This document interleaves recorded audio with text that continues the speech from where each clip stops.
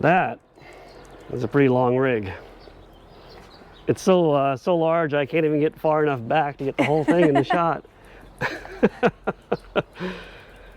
So that is my 1968 Dodge D700 ramp truck, formerly owned by Dick Landy, that I am restoring one piece at a time. Johnny Cash has got nothing on me, Alana. What do you think of this rig? This is the most back together it's been, well, it's hard to say because we had the engine in it before, but then we took it out, but now it has the cab on it.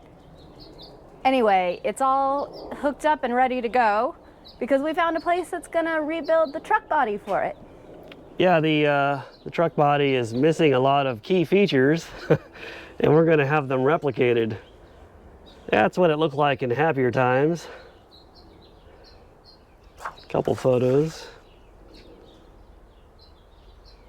If you're the actual photographer of these pictures, I'm giving you credit now, just so you know. Giving you credit and saying thank you for being one of the only two people to take a photo of the truck without the car blocking it. That is true. Everybody wants to take a picture of the race car, which is not what I needed for this restoration project. So there are some things that, I mean, we've known most of the history of this truck for quite a long time now because we took a lot of it apart when we first got it and sort of found proof of things that were in the photos. But even taking it to this level, like, because we were cleaning it up, getting rid of stuff, getting them, like someone had put the wrong doors on here. And so as we started taking stuff off, you know, we found other things that we could see in these photos. Like, for example, this remnant of red carpet. That's what this is. This is a much nicer piece down here. That looks pretty plush, doesn't it? Yeah, we'll just keep that. What you can see is that's the winch that it used to have. And it also had these, it's a boat winch, and it also had the little boat hand cranks, which it still has.